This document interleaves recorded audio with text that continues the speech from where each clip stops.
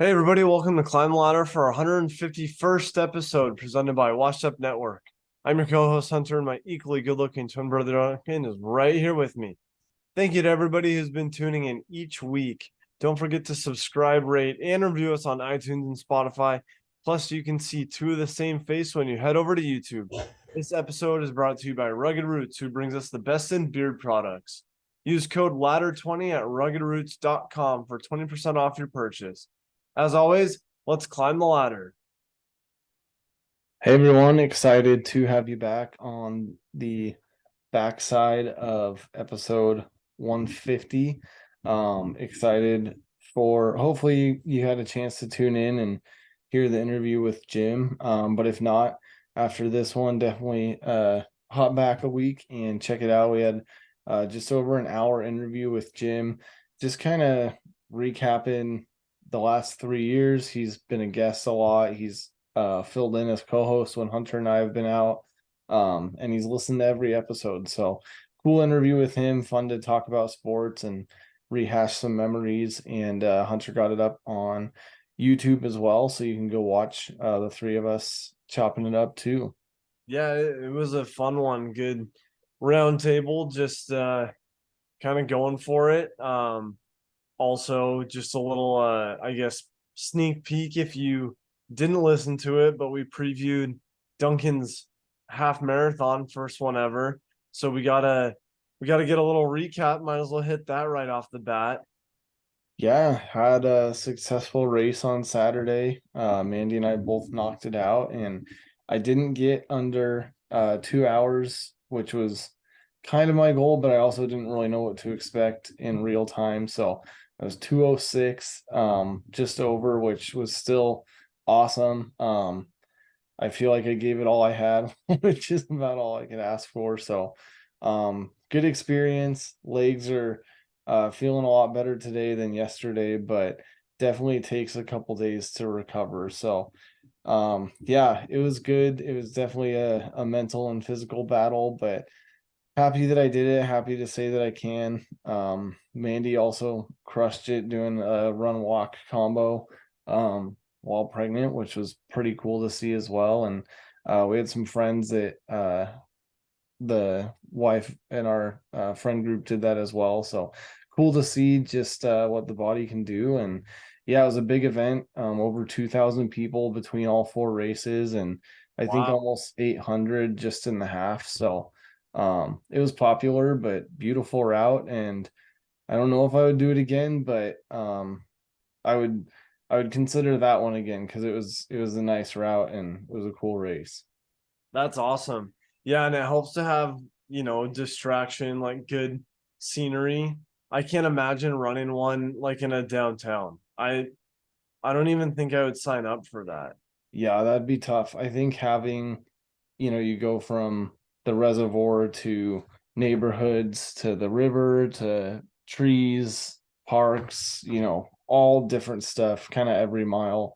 It's changing and it keeps it fresh. So I think that definitely factored into it. It was a perfect day. Started at 7, so it hadn't gotten hot yet, but even 2 hours in by the end, when you were in the shade, the sun was feeling hot already. So I can't Wow. imagine the marathoners that kept it going. And I kept thinking about how if you could do 26 in the 100-degree heat, I could do 13 in however hot it was for us. Nice. Yeah. Yeah, no, that's awesome. That's funny because my first half was in Boise in January. I forgot to say it last week, but it was like 25 degrees. So like almost opposite of yours, also in Boise. Yeah, and it was weird. I mean, started training in January, so most of my training, the first 3 months of it was right around 35 degrees or less, pretty much. So only had like the last probably month and a half, 2 months of training in like 50-degree plus. Which I don't know if that was good or bad, but it was kind of interesting. Just you train through the cold months and then all of a sudden it's nice. Yeah. Yeah, that is weird. I've thought like during training for running, if it's like 4 or 5 months out, really, um, I've thought I'm gonna try to describe this as like a movie or like the visual, But when you're running and you're like looking down the trail or the sidewalk or the road, like straight in front of you, and you see it with like a snapshot with snow and then with or like leaves falling and then sun and rain and like all and like in the daytime at night with a flashlight, like same picture, same spot. It would be cool to have like the exact same image or the exact same video clip as the months and season changed. Yeah, kind of time lapse memory. Yeah, that's true. Kind of Yeah, running through different seasons and stuff. So, yeah, yeah. good experience and Good good to job. yeah. Also, you said you were trying to go sub 2 for the first one. I didn't do that until the third or fourth. How many? 3, 4? Yeah, I don't know. So that's like huge props to you. Yeah, it was pretty much on par with what I was training. I thought it might, kind of amp, but when I was like at 130 or 40, I was like, feasibility. I think that I'm giving it all that I have. I don't think there's another gear. So I knew that I had kind of maxed out the RPMs and was gonna be just Yeah. over 2, but yeah, that's Well, okay. I think you got one more in you because if you got a 206, you only have to shave 30 seconds off of each mile, and that is doable. I thought about that. It sounds easier on the stopwatch. Well, I think especially where you're not bottlenecked coming out of the reservoir would help too, because like the first 3 or 4 miles, usually your pace is way too fast. And obviously you want to try to keep it under control, but it sounds like you were just packed in there. Yeah, I actually did come out of the gates pretty hot in the first 2 miles. And then I was really honestly consistent the next 11. My splits were give or take a few seconds, and my heart rate was from start to finish, it only fluctuated like 15 beats. So I was Wow. pretty consistent in there. Which felt good. I feel like that was kind of uh proof of I trained and then followed and ran according to the training. But I bet if I trained a little bit faster with the pace that might reflect, but we'll see. I might be forever satisfied with 206 and I might go for the under 2, but not anytime soon. 10K next month, and that'll be like a little slice of heaven. Nice. Your 10K idea next month actually gave me the idea, got a 12K that I found 12K. with some people in the area. So Nice. There you go. never heard of that one, never done it. They have like a what was it, like a 5 mile and then a 12K, I guess. So Nice. Might as well. might as well. Something to kick off summer, stay in shape. Yeah, that's awesome. Yeah. Well, good job. And yeah, props to Mandy too. That's huge. We got to talk about our Mariners. They're right over 500. They might go back to 500 after tonight. Oh, it looks like it went final. So yep. 500 Oh, as of just now? yeah, May 16th. They were in the bottom at 8 when we started recording, down 4-9, and that just went final. But so that's the second game of the series against the Bo Sox, and not without forgetting yesterday, Monday started the series with a dominant 10-1 win. Yeah, I feel like you have to acknowledge a big win in Boston. I know they're, not having a rocking season or anything, but we're competing in a tough AL West, so every win counts. And I feel like any time, even if the Red Sox were the worst team in the league, I feel like a win against the Red Sox always feels good. I don't know if you were going to mention this, but Cal Raleigh made history yesterday at Fenway, hitting over the Green Monster. Yeah, man, that was cool. Was it first player or first catcher ever to hit First first player in first MLB player to hit history. from both sides of the plate to hit a home run at Fenway? Yeah, and before you sent me that was the first time, I just saw the Instagram clip and I was like, "Whoa, Raleigh hit one out from both sides of the plate. That's pretty cool. I was Yeah, like, and that the probably ball doesn't places to happen. do it at Fenway. I also saw another cool thing that came out today. So the day after, um, his grandma lives in Virginia, and she drove up to Boston for the game and got to see it in person. That's pretty cool. And I saw the video of the one batting right-handed first because he pulled it over the Oh yeah, monster. And I have to say, not only did he hit one over the monster, which a lot of people have a hard time doing, just getting the height on it. For some reason, his home runs are high, high, high. yeah. But not only did he clear the monster, he literally hit it out of Fenway over the monster. That's that's pretty crazy. Like that That's doesn't happen. wild. So then to flip to the other side and pull one lefty and do the same Yeah, thing. That was nuts. gone. Yeah, that was awesome. Yeah, looks like wrapping up series tomorrow, going for the series win against the Red Sox, and then continuing the road stint, going south to Atlanta for the weekend before they head back home to take on the AL West Athletics in a 4-game series. Yeah, so just looking back at where we've been and where we're going, um just between kind of bookend series with the A's. Um since we last played the A's, we swept them 3-game series in Oakland, which won't be Oakland for too long for the Yeah. A's, but swept them in Oakland. Came home and won a series against the Astros, and then we lost the series to the Rangers. But then we beat the Tigers, and if we win tomorrow night, we'd beat the Red Sox. So we'd have 4 out of the last 5 series wins.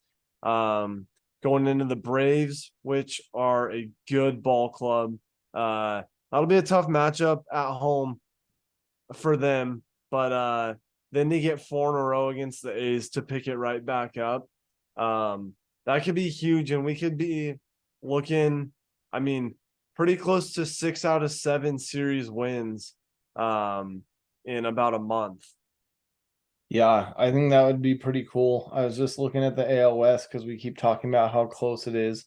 Um, it's crazy how close it is because the Angels and Astros have 22 wins, Mariners have 21, and the Rangers have 25, which we knew the Rangers were going to start sneaking up in the last couple seasons as they got some good acquisitions.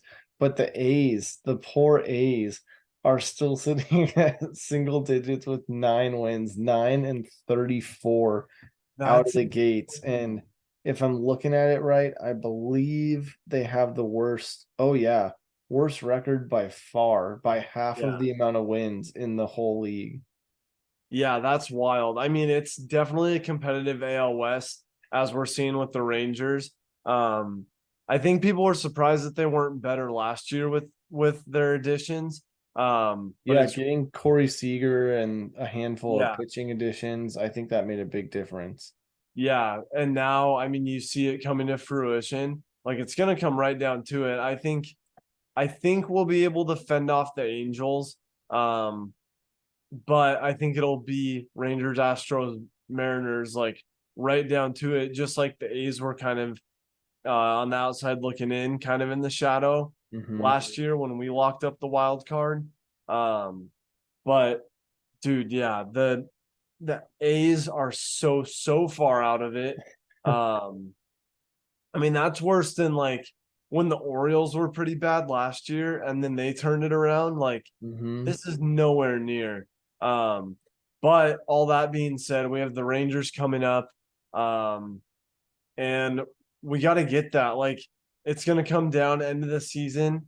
You know, we could be top 2 and tie goes to them for, if it ends up being that close. Yeah, I think that that's some key matchups that we have coming up. And not to hit the standings to death, but I did want to mention the AL East because we were talking about our series wrapping up tomorrow against the Red Sox. And the Red Sox actually are sitting about the same as we are. They're 22 and 20, and they're actually fifth in the AL East with everybody else at 24, 27, 31 wins. So watch out for the AL East. Again, early, somebody could easily slide, but if it stays that close, three teams could easily go and represent the AL East with the couple wild card spots. And yeah, that's going to be a tight one all the way through if it stays that close. Man, yeah, that is close. Well, good I mean, good competition for sure. It's close. Seeing some good Mariners ball. We're seeing good. I mean, there's good stuff around the league. Speaking of the Orioles, that AL East, like, I mean, man, they're right in there. Competitive. Well, let's slide outside the diamond and just give the people a little Kraken update. Hopefully, since they've been getting the national coverage, since they were in the second round of the NHL Stanley Cup playoffs, people were aware. But if you're not following hockey or if you didn't hear about the Kraken, unfortunately, last night on Monday the 15th, they were eliminated from round 2 of the Stanley Cup playoffs. Hunter, not sure if you got to watch any or much of it, but yeah, I got to watch the third period. Yeah, I turned it on in the third period after my softball game, and it was kind of a scramble, but the Stars were just looking stout. And I don't know, but I feel like hockey, I mean, like in basketball, you're so close as fans to the court, and there's no walls like in hockey, but something about the arena in a hockey game where hockey match, I don't know, somebody in hockey is going to get mad at match or game or whatever. But there's something about that atmosphere that I think makes a huge difference, because I watched game 6, which was at Climate Pledge in Seattle, and that place was rocking. I've never been to a Kraken game, but I've got to make it to one because it was loud. You could feel the energy through the TV. And I feel like Dallas gave the Kraken the same treatment when they were back there in Dallas yesterday. So I think it was a hard environment to play in. Kraken looked a little bit scrambled, in my opinion. And I think the Stars, they had been there before, you could tell. And Kraken gave it a good push at the end, but ended up losing 2-1, taking it all the way to game 7, but ultimately got eliminated and are not moving on to the Western Conference Championship. Yeah, I mean, they scored with under 30 seconds left, and I mean, they gave the people some hope, and that's what they've been doing. Mhm. Like, as they ramped it up towards the end of the season and taking round 1 to game 7, game 2 to game 7 after, like, I mean, what was it, game 5? It was like, oh, rough blow, like, come on, Kraken. And then game 6 back home in Seattle, it was like, man, this is where it's at. And they showed up and they won. I think that one was 5-3 or 6-3. Yeah. And so they gave us hope. I heard the announcer said last night in game 7 that the losing team of every game of that series between the Kraken and Stars had scored at least 2 points, which is crazy. And Yeah, last night winning team had scored tight. 5 maybe, I think, for each of the winning games, which is crazy. But yeah, I'm with you. It was tight. The Kraken did give people hope.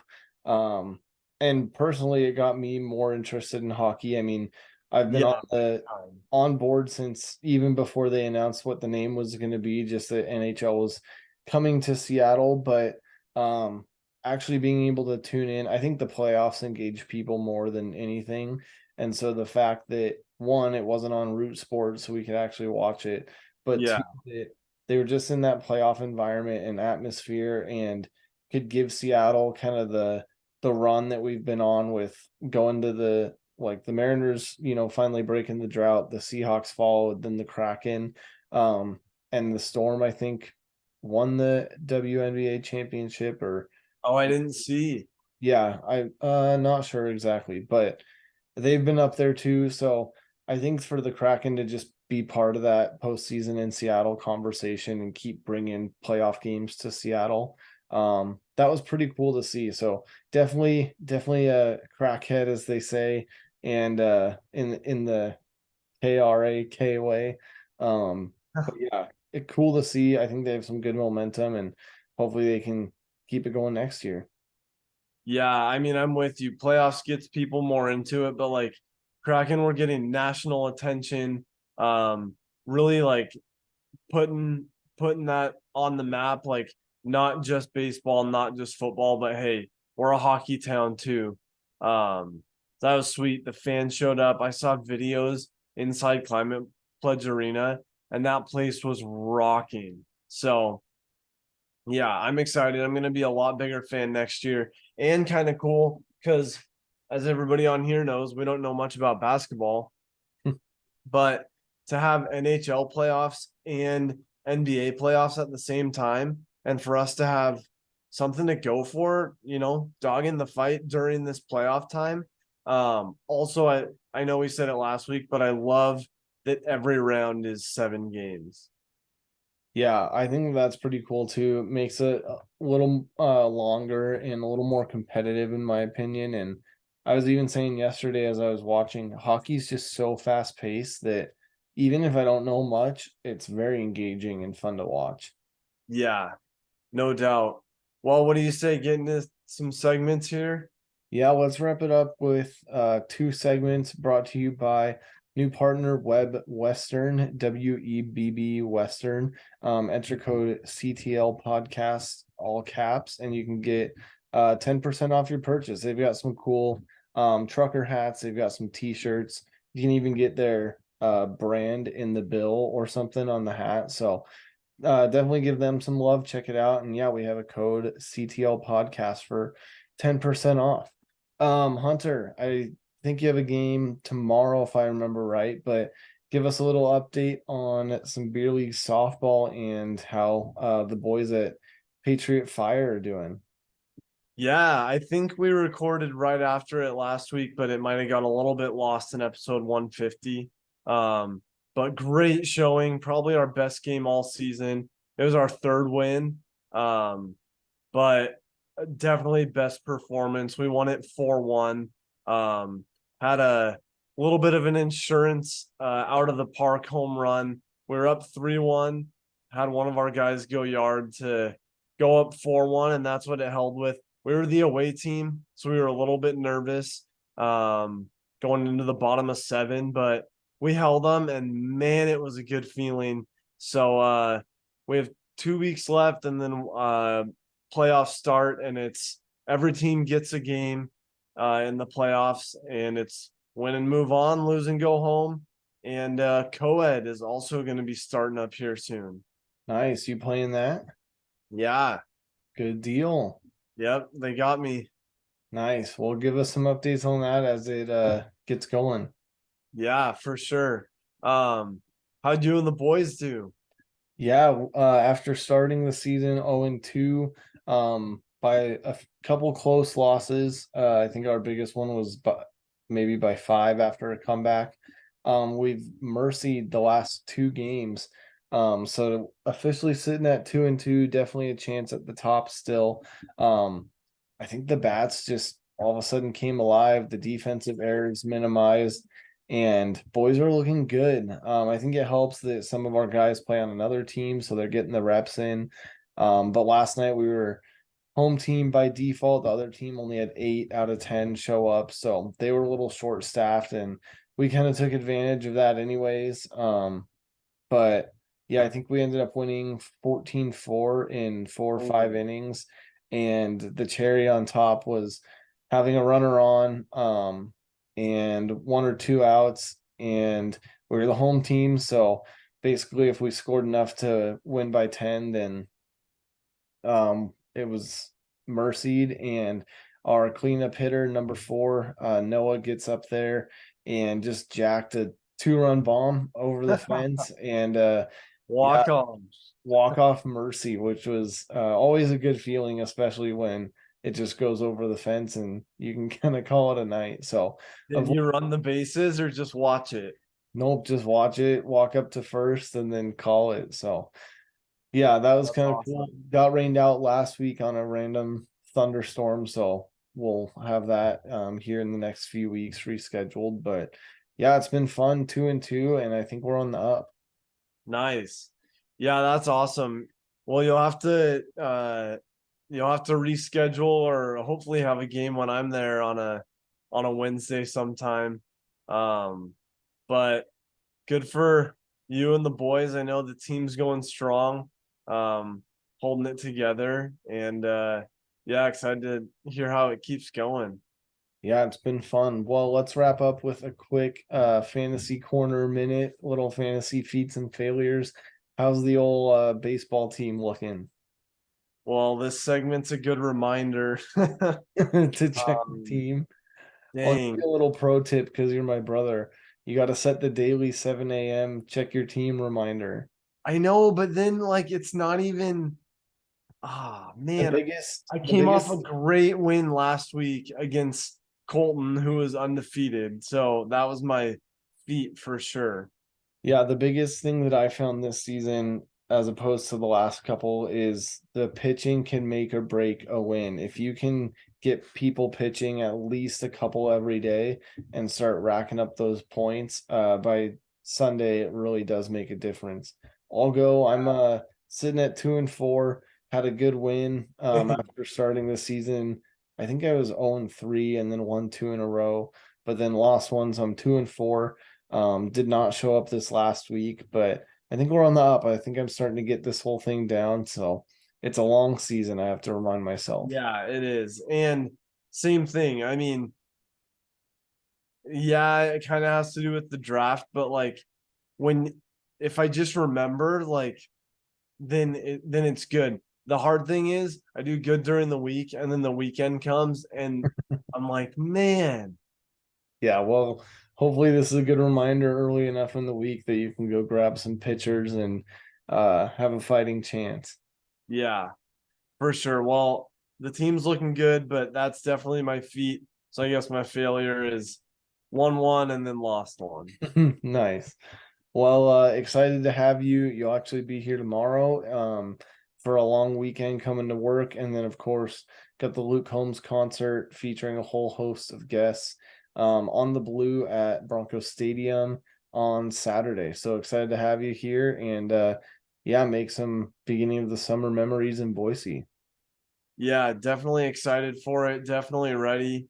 Um, and it's gonna be a fun trip, fun week almost. Yeah, definitely. Well, maybe we'll hit you guys with an Instagram live or something during the festivities, but otherwise, we'll be back next week for another episode. As always, Dunk. All right, let's climb the ladder. Ladder.